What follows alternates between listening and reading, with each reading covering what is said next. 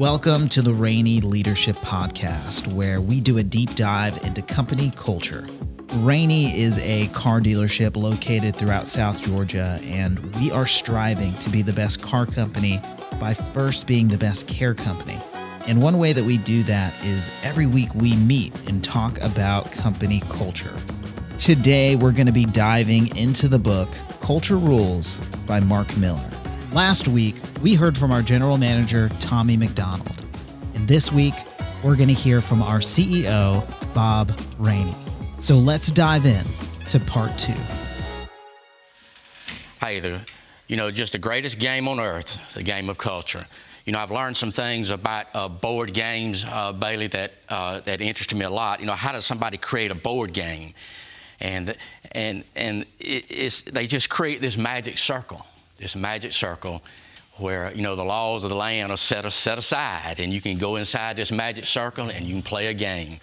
You can play a game where the money's not real, the bankers aren't real, and you can just, when you got to go to jail sometimes, well, the jail ain't really real either, but you get inside this magic circle, and there for an hour or 2 or 3 or 4, you have a great time. Well, listen, this magic circle, this culture, this high-performance culture, we try to create this magic circle that people get to enter in. And for the short time that we're here, because let me tell you, life is short, it is brief, and don't you think otherwise. But in this brief time that we're in this game of life, we're to create a high-performance culture. And listen, when we can create a high-performance culture, I'm going to tell you, we can go places, we can fly higher, we can see further than we ever dreamed that we possibly could. The game that we're playing is a game of culture and is a high-performance culture. We left off on the bottom of page 20 where it says, your move. Do you see that? It is your move. Well, as I thought about, Bailey, is your move. We played games, and we know when it's our move. As we think about a board game, we used this last week. Now, we all know that this is checkers, one of the oldest board games. We all know what the rules are, don't we? I mean, every one of us in here know how to play checkers. It's a pretty fun game. It only lasts 15, 20 minutes. So it's good. We have a fun time playing. We know the rules. Well, our book says this morning that it's your move. It's your move. If we was on the checkerboard and it was your move, you know what to do. But the book says this morning that it's your move this morning. Do you know what that move is? Or are you sitting here just waiting just tell me what the instructions are. Tell me what the directions say. Tell me. I really don't know what my move is. Y'all, the book tells us this morning, it is your move. It is your move. And it tells you, go back and look at the 3 conditions that must exist. It must exist. And I want to go back and take a brief look at these 3 conditions that must exist. It's on page 12. It says the objective is to build a high-performance culture. That is the objective of this game. The objective of checkers, Brandon, if I was playing you, would be to wipe you off the board, would be to capture all your men. Well, the objective here that we're talking about this morning is to build a high-performance culture. Number 1, you got to be aligned. The vast majority of people associated with an organization must voluntarily, that's with a free will. The vast majority of the people must voluntarily and wholeheartedly commit to the aspirations of the company. Well, what in the heck is aspirations? Now, we done talked about aspirations the last 2 weeks in a row. You sure as heck ought to know what aspirations are. You got to commit to the aspirations. Well, what are aspirations? Well, a couple of weeks ago, Lisa said they're goals, and that is really what aspirations are. But I'm telling you, it's much more than goals. Sometimes you'll go in these companies and they'll write some goals down, they'll put them up on a board. Listen, you can't, if you're going to have a high-performance culture, you just can't write your goals down on a piece of paper and post them up on a wall somewhere and walk by those goals and look at them every now and then. You got to if you're going to do a high-performance culture, you got to write those rules of the game, and you got to write them on your heart. You got to be impressed in your mind. You shouldn't have to look on a wall somewhere and say, what's our goals? You ought to know what the goals are. When you get in your car every morning and crank it up, you ought to say, I am going inside of that magic circle, and I am going to have a heck of a time today, because you know what? There may be somebody there today that needs me. It may be somebody hurting that needs me today. It ain't about coming to work and just selling a car. Listen, if we care for people, we'll sell all the cars we can sell. But by God, like Tommy said a while ago, there's people hurting. Listen, I hurt sometimes. I told y'all the story last week of how some folks hurt my feelings one day, and I got in my car, and I rode all the way almost to my house. So I stopped my car. I had a conversation with somebody down here. You know, I said, you know what, I got my feelings hurt today because I didn't feel appreciated. And so, but I got to thinking about this, Jason. I said, well, how many people today have done something for me, and I haven't told them thank you? So I just turned my car around and came back to Albany. And I try to tell the people that do for me, thank you, thank you, thank you. Listen, you got to be aligned with the aspirations of the company. And those aspirations can't be just written on the wall somewhere. They got to be written on your hearts, your minds, your souls. It's just got to be who you are and what you do automatically. Listen, how many people in here today? Well, let's just say there's 15. And how many people work here? About 300. Since if somebody's a mathematician in here, tell me what percentage of 15 of 300 is. Is it 5%? 5% of our people are here today. 5% of them. How in the world are we going to get culture taught throughout the company? We're going to get it taught because we are going to be the disciples of culture who's going to go out into the highways and the byways of life of this company. And people are going to see us live it. They're going to hear us. And they're going to be inspired by this high-performance culture. Y'all, if we're going to play the game, number one, it says we've got to be aligned. Number two, you got to show a strong performance. You know, every organization has its metrics of success.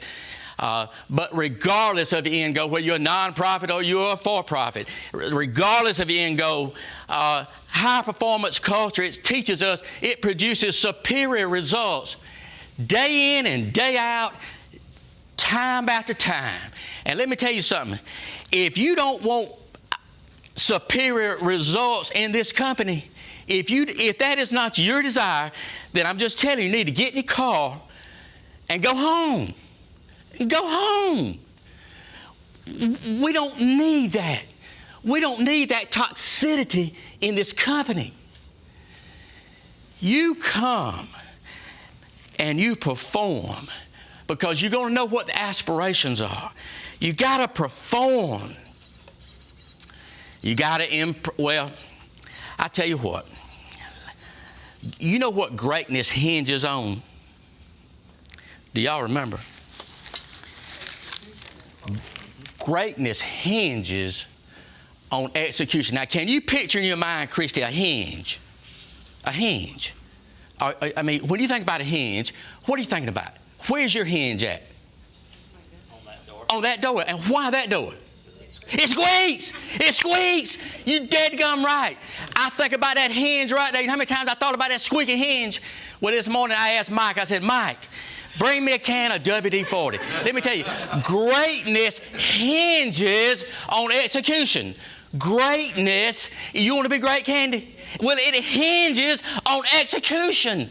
You got to execute. You can't sit here and say, I want to be great, I want to be great, I want to be, without executing. You got to execute.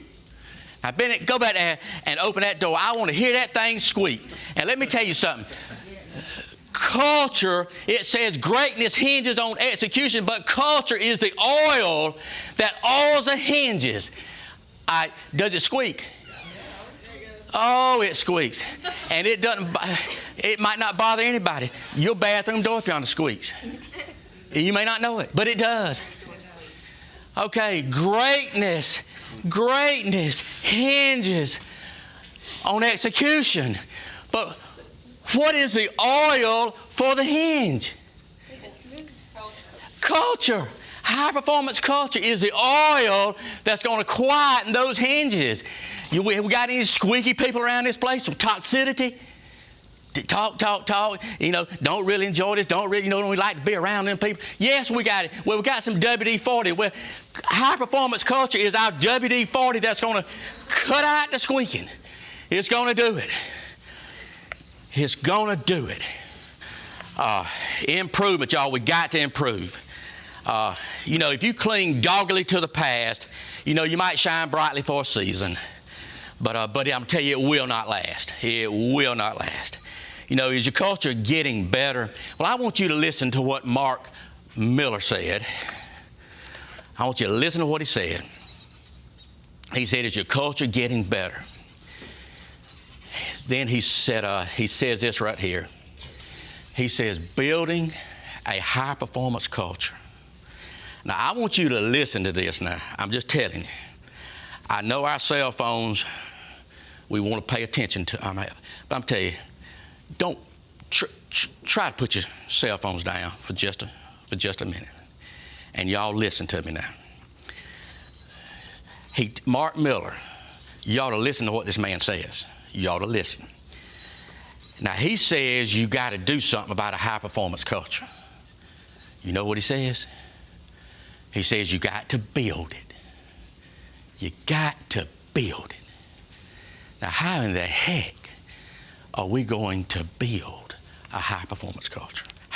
He says you got to build it. He didn't say, in that sentence, he didn't say, well, you got to have a high-performance culture. He said you got to build it. You got to build it. And what does it take when you build something? It takes some tools, doesn't it?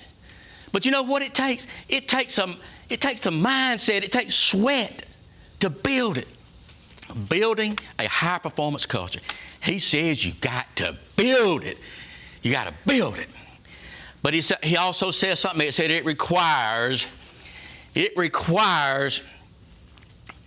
and I like the word he uses. He doesn't say it just requires vigilance and effort.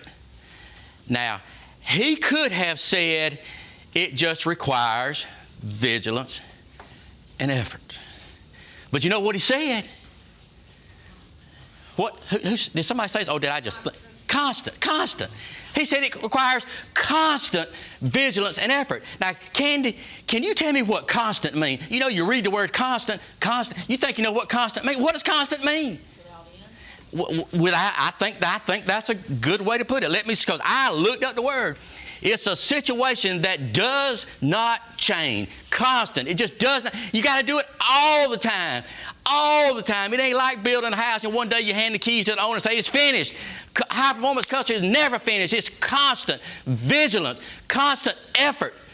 And if you want to be a part of something very special, you got to know that. Constant effort, constant vigilance. I don't even know if I know what vigilance means. I wrote it down. Vigilance, the action or state of keeping careful watch for possible danger or difficulties. It's the action of keeping a careful watch. Who's keeping a careful watch? Who's keeping a careful watch? We all should be. Who's keeping a careful watch for possible danger or difficulty? Okay, now he said you got to have these three things if you're going to have a high performance culture: alignment, performance, and improvement. Now let's get on bottom of page 18 where it says it's well, it may not be bottom page 18. It's bottom page 20. Bottom page 20. It's where it says it's your move. Okay. Now, I'll tell you what. Let's get on page 21 now, where it says why play the game. Why are you going to play this game?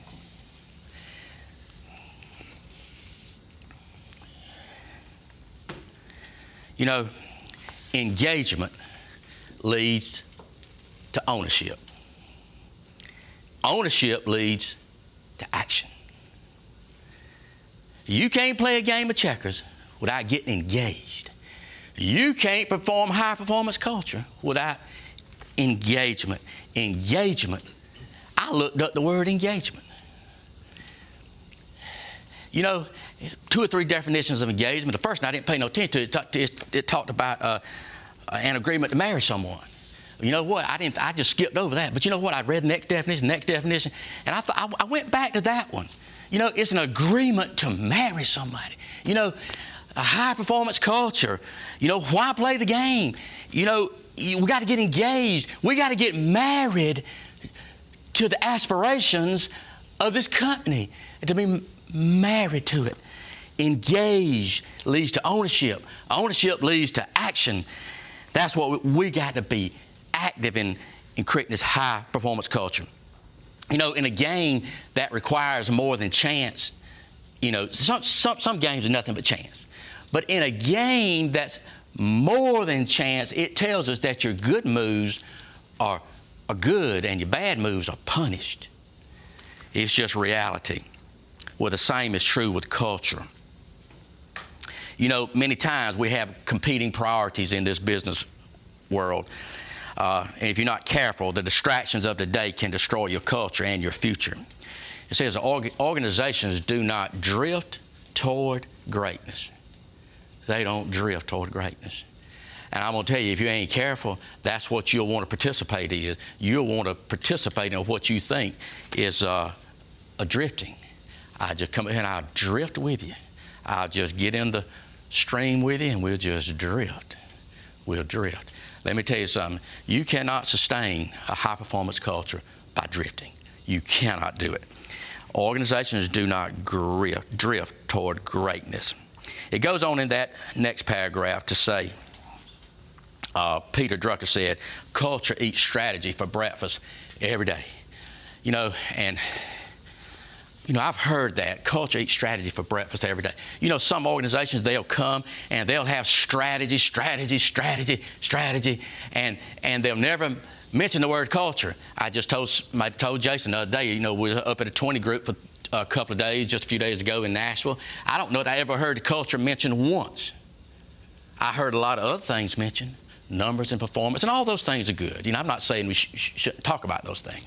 But you know I think probably the most important thing in life is the culture of your company. Culture eats strategy for breakfast every day. Every day. You know, let me start out with something the book says, something you already know. Every company has a culture. You know, it's just like Tommy, you know, in the illustration in the front of the book about the fish. You know, the old fish says, how's the water? And the 2 young fish, what the hell is water? You know, sometimes with culture, what's culture? Well, culture is real. It's a sustainable competitive advantage.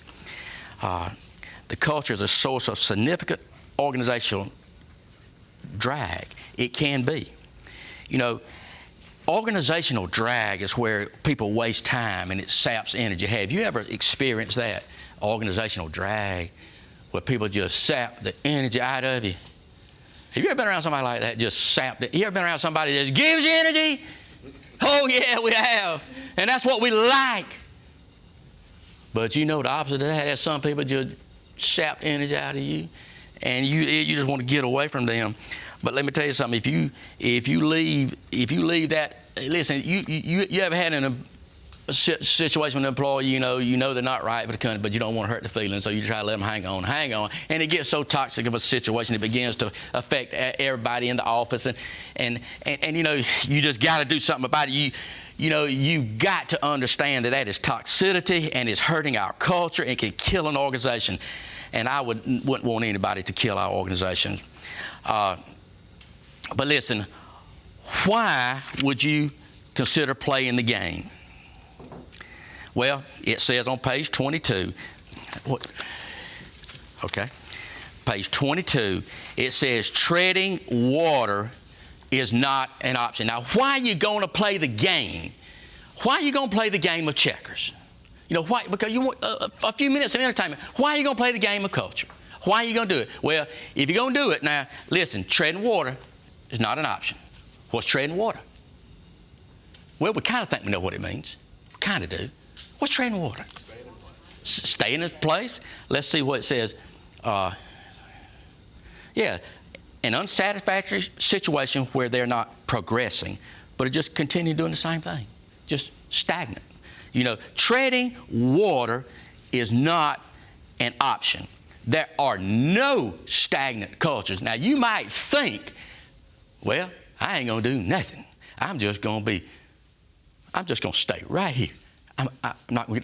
No, you ain't going to do it. You're either growing in strength and vitality, or you're losing energy and the life force of a high-performance culture.